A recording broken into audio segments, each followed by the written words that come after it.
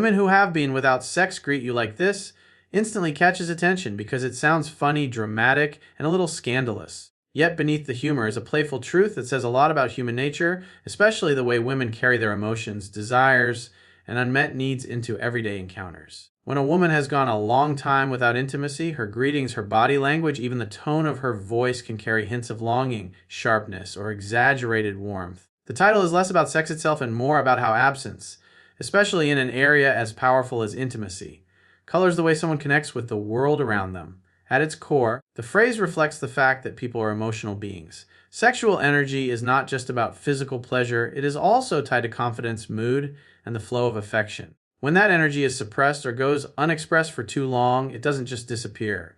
Instead, it tends to leak out in subtle ways through humor, through sarcasm, through greetings that are a little too sharp, or smiles that are a little too exaggerated. In this sense, a woman who has been without sex might greet you with more intensity than usual, as if her unspoken feelings have no choice but to show themselves in the smallest social gestures. The humor of the title works because we all recognize that edge of the friend who hugs too tightly, the coworker who teases you a little too hard, the relative who greets you with an exaggerated smile that hides both warmth and tension. The playfulness of the phrase is also rooted in how women often process and express their emotions in indirect ways. In societies where female sexuality has historically been silenced or controlled, women learn to channel their desires through coded language, jokes, or exaggerated expressions. So when the title says, "Greet you like this," it isn't about a literal handshake or hug, it's about the energy behind the greeting. It's about how women communicate a part of themselves that they're not always encouraged to admit openly. The absence of intimacy becomes an inside joke, one that allows them to laugh at their own humanity while also signaling that their needs are real. The truth is that absence of intimacy can be frustrating, and frustration often bubbles up in ways we don't expect. For some women, this can mean being more irritable, a little less patient, or more prone to dramatic expressions in casual settings. Others might go the opposite way and overcompensate with excessive cheerfulness, using warmth and humor to mask what's really a deeper longing for closeness. Both extremes make the greeting stand out because it's charged with emotions that go far beyond simple politeness. That's what makes the title so playful and true at the same time. It exaggerates a universal dynamic that many people secretly recognize but rarely put into words. Another layer of humor comes from the idea that greetings, usually the smallest and most routine of social rituals, could reveal something as private as sexual frustration. It pokes fun at the idea that our personal lives are always leaking into public life, whether we like it or not. Everyone has experienced moments when they've greeted someone in a way that carried too much emotion, either because of stress, loneliness, or bottled up feelings. The difference is that this title frames the experience specifically around women and sexuality, which makes it both bolder and funnier. It highlights the double standard where men are often allowed to express sexual frustration openly, while women have to find indirect, often humorous ways to acknowledge it. The greeting then becomes a safe and socially acceptable outlet, but this playful truth is not just about laughter. It also invites empathy. If a woman greets you in a way that feels unusually sharp or unusually affectionate, it might not be about you at all. It might be a reflection of her inner world, of needs that are not being met, of desires that she doesn't feel comfortable voicing directly. Recognizing this adds depth to the joke. It's funny because it's exaggerated, but it's also meaningful because it reveals how deeply intimacy is tied to human well-being. It reminds us that greetings, humor, and even sarcasm are often the languages of unspoken longing. Ultimately, the playful truth behind the title is that women, like men, are whole beings whose sexuality shapes their moods, expressions, and interactions. The absence of intimacy doesn't erase that part of them, it simply transforms it into something else. Sometimes edgy, sometimes warm, sometimes hilariously over the top. By framing this reality in a funny and exaggerated way, the title opens the door to a conversation about how women navigate desire, how they mask it, and how it inevitably shows up in the everyday rituals of life. It's a reminder that greetings are never just greetings. They are small performances of who we are and what we feel, even when we don't mean for them to be. When we think about abstinence, especially when it comes to women, the conversation often gets reduced to something clinical or overly simplified, as though it is just about waiting or self-control. But in reality, the emotional and physical impact of going without intimacy for an extended period is much more layered, much more human, and often deeply felt in ways that spill over in everyday life. Sexual intimacy is not only about pleasure, it is tied to hormones, emotional bonding, stress relief, and even self-esteem. When that part of life goes missing, the absence creates ripples that touch mood, relationships, health, and the way a woman experiences herself in the world. On a physical level, the human body is designed to release tension and maintain balance through different forms of connection, and sexual intimacy is one of the strongest. When a woman experiences sex, her body releases oxytocin, dopamine, and endorphins, chemicals that bring relaxation, reduce stress, and increase feelings of happiness and closeness. Without that, the body often feels the difference. Sleep can become harder to come by, stress can feel heavier, and physical tension may remain unresolved. Some women notice more irritability, headaches, or restless energy that doesn't have a clear outlet.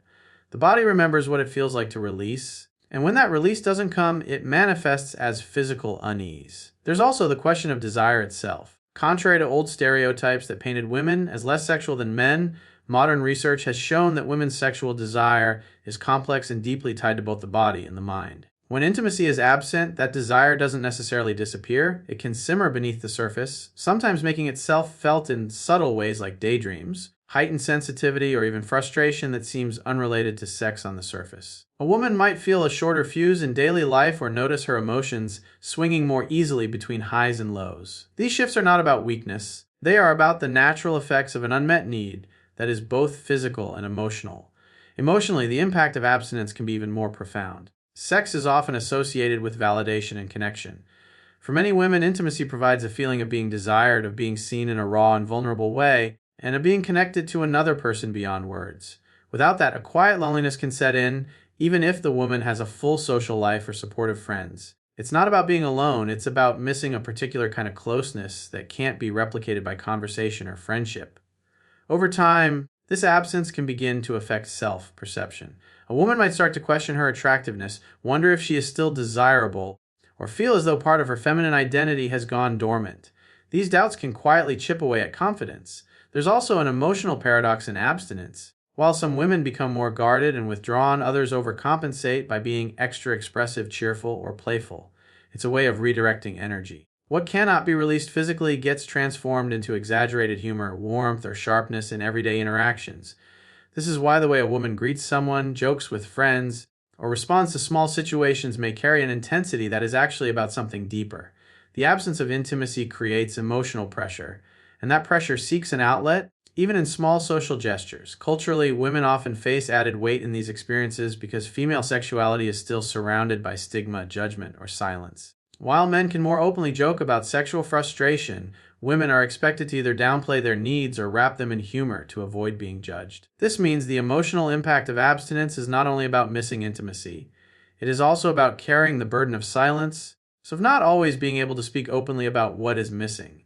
The feelings then have to find expression in other ways, which often show up in tone, body language, or the smallest social rituals like greetings. Yet it is important to recognize that abstinence does not always equal suffering. Some women consciously choose it, finding empowerment in directing their energy into personal growth, creativity, or self-care. But even in those cases, the body and mind still notice the absence. The challenge is not whether a woman can survive without sex, of course she can, but how that absence influences her emotions and physical state, sometimes in ways even she doesn't fully realize. At its heart, the emotional and physical impact of abstinence is a reminder that sexuality is not a luxury or a side note to human life. It is a core part of how people experience connection, pleasure, and wholeness. When it is missing, women adapt in different ways, but the effects are always there, shaping how they carry themselves, how they express emotions, and even how they greet the world. It is not about weakness or desperation. It is about the undeniable truth that intimacy matters, not only in the bedroom, but in the quiet rhythms of daily life. Humor has always been one of humanity's most powerful coping tools, and when it comes to the subject of women, sex, and abstinence, it becomes more than just a way to laugh. It becomes a window into deeper truths that are often too uncomfortable or too taboo to say directly. When a woman makes a witty remark about being out of practice, or greets you with exaggerated sarcasm that hides a sharp edge, so what seems like a joke on the surface is often a coded message. Humor gives women the freedom to acknowledge desires and frustrations without putting themselves at risk of judgment, and it creates a shared space where the unspoken can finally be recognized. Laughter, in this sense, is both a disguise and a revelation. The beauty of humor in these situations lies in its double function. On one hand, it softens reality, taking the sting out of loneliness, sexual frustration, or longing by turning it into something amusing. On the other hand, it exposes truth in a way that can't be ignored. When a woman jokes that she greets people, like she's been living in the desert without water, Everyone laughs because they understand the metaphor, but the laughter also acknowledges the reality. Intimacy matters, and its absence leaves an imprint. Jokes, teasing remarks, and playful exaggerations give people permission to admit feelings they wouldn't dare to state plainly. Humor also allows women to reclaim agency over their sexuality. In societies where women have historically been shamed or silenced for speaking openly about desire, humor becomes a form of rebellion. By making a joke, a woman can say what she really feels while still maintaining social safety. The laughter that follows acts as a shield. It tells everyone, don't take me too seriously, even though the message within the joke might be deadly serious. In this way, humor becomes both a survival mechanism and a weapon, allowing women to assert that they too have needs, frustrations, and appetites without inviting direct criticism.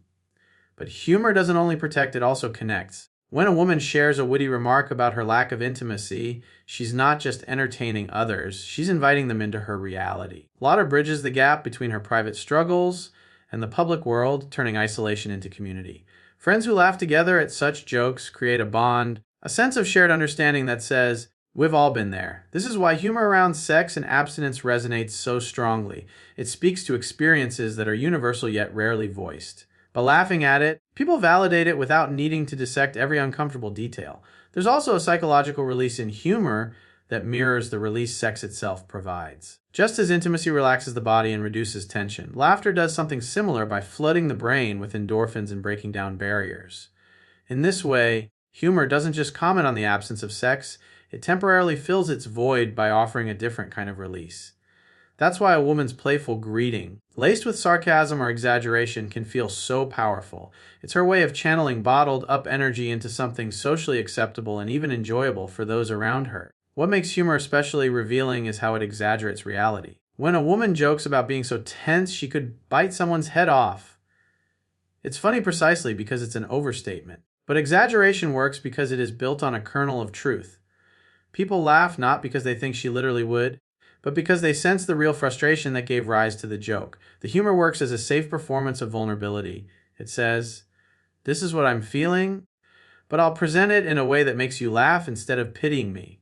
In that sense, humor becomes a balancing act between vulnerability and strength. It's also important to recognize that humor can reveal patterns that might otherwise remain invisible. A woman who consistently jokes about her lack of intimacy is, in fact, signaling something important. She is communicating that this absence is significant enough to shape her mood, her thoughts, even her identity. The repetition of humor around the subject can serve as both a release valve and a cry for recognition. The latter may hide it, but the persistence of the theme points to an underlying truth. Abstinence is not just a physical condition, but an emotional and social experience as well. Through humor, women also challenge double standards. Men are often expected to voice sexual frustration openly, sometimes even crudely, and society shrugs. But women are still often judged more harshly for doing the same. Humor levels the field by allowing women to talk about the same realities in a way that is clever, disarming, and socially acceptable. It says, I have the same needs, the same frustrations, but I will frame them in a way that makes you laugh instead of dismiss me. In doing so, humor becomes a subtle but powerful equalizer. At its deepest level, humor about abstinence reveals how much sexuality is tied to identity and human connections. A joke about greeting someone with the energy of 3 dry years isn't really about the greeting. It's about acknowledging that the absence of intimacy has emotional weight. Laughter allows that truth to surface without shame, and that's why humor is more than just a joke in these contexts. It is a mirror, a window, and sometimes even a lifeline. It gives women the power to own their experiences, share them, and transform them into something everyone can understand, all while wrapping their truth in the safety of a smile. When people talk about sex, they often reduce it to physical desire, to something purely biological, as if it were no more significant than hunger or thirst. But what often gets overlooked is the deeper layer beneath physical attraction, the need for intimacy. Intimacy goes beyond the act itself. It is about closeness, trust, affection, and the feeling of being deeply seen and accepted by another person. For women especially, the absence of sex is not just about a body that goes untouched, but about an emotional hunger that grows louder over time. This is why the way a woman greets the world can sometimes reveal more than words. It is not just unfulfilled desire being expressed, but an unmet need for human connection. Intimacy is about presence. It's about having someone to share quiet moments with, someone who listens, someone who allows you to be vulnerable without fear. When women go without intimacy for long stretches, they don't only miss the rush of passion, they miss the warmth of touch, the comfort of a hand resting in theirs, the unspoken reassurance that comes from being held. That absence leaves a different kind of emptiness, one that is not easily joked away or distracted from. Desire might fade in and out, but the longing for intimacy remains constant because it speaks to something deeper than biology. It speaks to the human need to belong. The need for intimacy is also about validation, but not in the shallow sense of wanting compliments or attention. True intimacy validates the soul. It says, I see you, not just your body, but your spirit. When a woman is deprived of that, she may begin to feel invisible, as if her essence is overlooked. That invisibility can weigh heavily, even when she is surrounded by friends, family, or colleagues. The greetings she gives, whether exaggeratedly cheerful, biting, or wary, are often colored by this silent ache. It isn't only about wanting passion, it's about wanting to feel significant in someone else's world. Physical affection plays an important role here too. Hugs, kisses, the brush of a hand on the back. These small gestures may seem trivial, but they are powerful carriers of intimacy. They signal comfort and closeness in a way that words cannot. Without them, the body feels starved for contact. Research shows that human beings thrive on touch, and a lack of it can increase stress, loneliness, and even physical pain. For women who go without intimacy, the absence of these small, tender acts can be just as heavy as the absence of sex itself. It is why their interactions with others can carry a certain sharpness or exaggerated warmth. They are unconsciously seeking or compensating for the touch they are missing. Another truth is that intimacy provides emotional grounding. Life's stressors, work, family, personal challenges become more manageable when there is someone to share them with, someone who offers not just solutions but simple presence. Without intimacy, stress has fewer outlets. A woman may carry her burdens alone, which can make her more prone to irritability or emotional exhaustion. What looks like impatience in her greeting or sarcasm in her tone may actually be the weight of carrying too much without anyone to lean on. Intimacy acts as a cushion against life's hardness, and without it, everything feels sharper, harder, and heavier. The absence of intimacy also challenges self-perception. A woman might begin to question whether she is still lovable, still attractive, still worthy of being desired. Even the strongest, most independent women are not immune to these thoughts because intimacy is tied to identity as much as it is to pleasure. When it is missing, doubts creep in quietly, often hidden behind humor or business. That is why the way she greets you may carry an undertone of longing. It is not about you specifically, but about her subconscious asking, do I still matter in this way? What's important to understand is that the need for intimacy is not weakness. It is human. Everyone needs to feel close to someone, to be touched, to be known. When women express this through humor, sharpness, or exaggerated greetings, they are not simply being dramatic. They are revealing an essential truth about how much intimacy matters to their well-being. By recognizing this, we can move away from judging those expressions as over the top and instead view them as signs of a deeper, unmet need. Ultimately, intimacy is about wholeness. It completes the circle of human connection by blending desire with tenderness, passion with safety, and vulnerability with trust. When it is absent, women don't just lose sex, they lose a vital part of themselves, the part that blooms in closeness and thrives in connection. That absence shows itself in ways big and small, in laughter and sarcasm, in warm greetings or cool detachment. Beyond desire lies the true longing of all to be known, to be touched, to be loved not just physically but completely. That is what intimacy provides, and that is what its absence so powerfully reveals.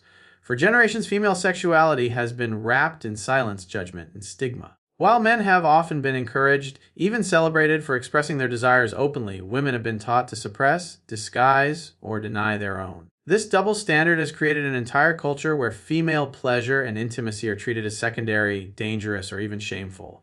To speak openly about sex, to admit longing, or to acknowledge frustration has long been seen as improper for women.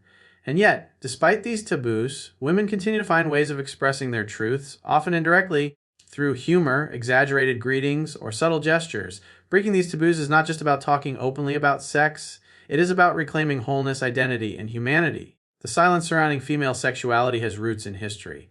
Many societies have placed strict control over women's bodies, linking their worth to purity, obedience, or their ability to bear children. Sexuality for women was something to be guarded, not celebrated. Even today, traces of this remain. A man might admit he hasn't had sex in months and receive sympathy, laughter, or even encouragement to get back out there. A woman who says the same risks being judged, pitied, or branded as desperate. These old judgments still linger, shaping how women interact with others and even how they view themselves. The way they greet, joke, or tease often carries the weight of this taboo. They may laugh about their needs, but underneath the latter is the frustration of not being allowed to express them freely. Breaking taboos around female sexuality begins with acknowledging that desire is not shameful but natural. Women are human beings with bodies that crave connection, pleasure, and intimacy just as much as men, yet society often expects women to prioritize emotional restraint over openness.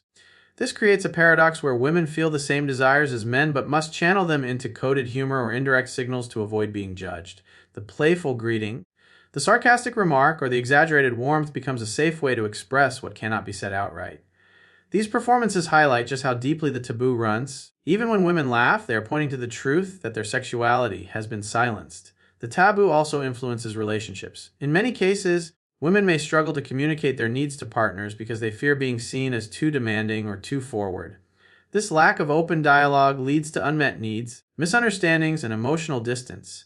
The cultural expectation that women should be modest or passive in matters of sex only compounds this silence. When women break these unspoken rules by openly talking about their desires, they are often labeled in negative terms. Yet, every time a woman speaks honestly, she chips away at centuries of conditioning that told her to stay quiet.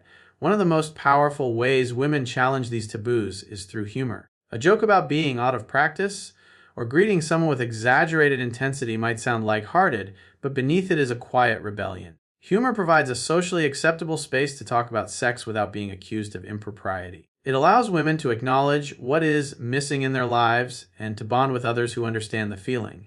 By laughing together, women transform silence into solidarity.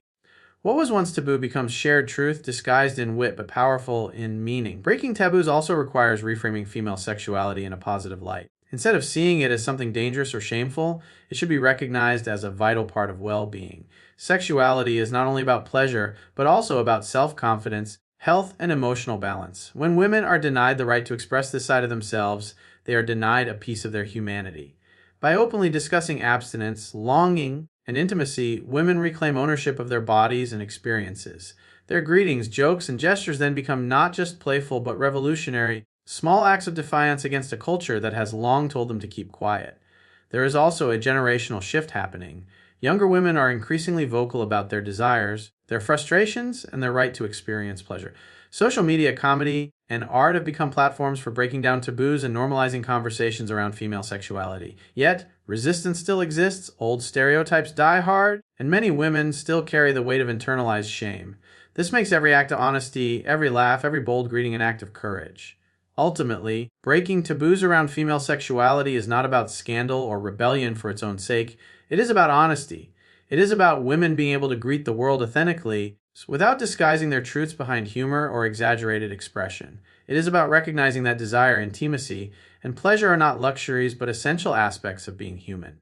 And when women embrace this openly, they not only free themselves but also help create a culture where others no longer have to hide. The greeting becomes more than a joke. It becomes a declaration that female sexuality is no longer a secret to be silenced but a truth to be honored. At the heart of every conversation about women, sex, and intimacy lies something simple yet profound: the call for understanding and respect. Too often, women's experiences are dismissed, joked about without depth, or judged through outdated lenses. When a woman greets the world with sarcasm, exaggerated energy, or even irritation after long periods without intimacy, it is easy to interpret her behavior superficially. But what is really being expressed is a deeper need to be understood, not only as a body with desires, but as a whole person who carries emotions, longings, and unspoken struggles. Respect means pausing before judgment and recognizing that these expressions are not weakness, not desperation, but reflections of human reality. Understanding begins with empathy. It is about stepping into another person's shoes and asking, what might she be feeling beneath this smile, this joke, this sharp remark? Women live in a world where they are expected to maintain composure, to laugh off their frustrations, and to carry unmet needs quietly. A playful greeting, laced with irony, might be the safest outlet she has. Instead of labeling it as dramatic or unnecessary, true understanding listens to what is hidden between the lines. It sees the greeting not just as a social ritual, but as an emotional performance shaped by layers of experience. Respect means allowing women to own their stories without reducing them to stereotypes. A woman without intimacy is not incomplete, nor is she desperate, she is simply human. Her need for closeness, affection, and recognition is no different from anyone else's.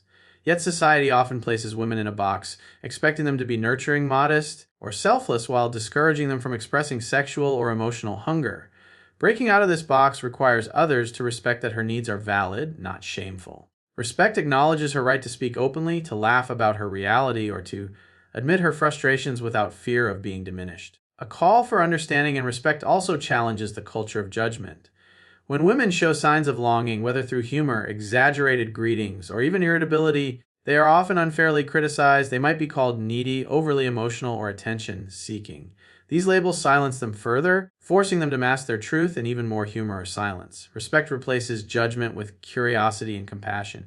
Instead of saying she's overreacting, respect asks, "What is this expression telling me about her needs?" Such a shift changes the way we engage with one another, creating space for more authentic connections. Understanding also requires recognizing the complexity of women's experiences. Abstinence and the absence of intimacy are not simply physical states. They touch emotional, psychological, and social dimensions. A woman may be thriving in her career, managing responsibilities, and showing strength in countless ways, yet still feel the quiet ache of missing intimacy. Respect means holding space for that contradiction. It means accepting that strength and longing can coexist. That independence does not erase the need for closeness. When we understand this, we stop asking women to choose between being powerful and being vulnerable. We honor them as both. There is also a need for respect in how society at large discusses female sexuality. Open dialogue should not be a privilege reserved for men. Women deserve the same freedom to speak about their bodies, their needs, and their desires without being shamed. When a woman greets the world in a way that hints at unspoken frustration, she is, in her own way, demanding that freedom. She is saying, "See me, hear me, understand me beyond the mask." Respect means answering that call by creating environments where such honesty is welcomed rather than silenced. On a more personal level, understanding and respect transform relationships. When partners take the time to listen, to notice, and to respond to unspoken needs, intimacy deepens. When friends laugh with empathy instead of mockery, bonds grow stronger. When society normalizes conversations about women's experiences instead of hiding them behind taboos, women feel less isolated. Each act of respect becomes a small step toward dismantling the silence that has long surrounded female sexuality.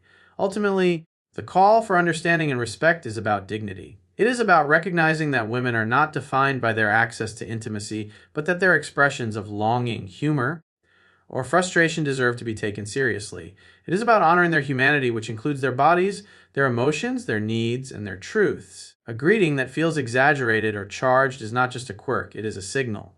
It asks for acknowledgement, for connection, for empathy. When we respond with respect, we change the narrative. We move away from laughing at women's expressions as mere exaggerations and begin to see them as meaningful reflections of their inner lives. We begin to create a culture where women no longer need to mask their needs in humor but can speak them freely. And in doing so, we don't just honor women, we honor the very essence of human connection. Understanding and respect turn playful greetings into deeper conversations, transforming silence into recognition and frustration into shared humanity. That is the call, and it is one worth answering.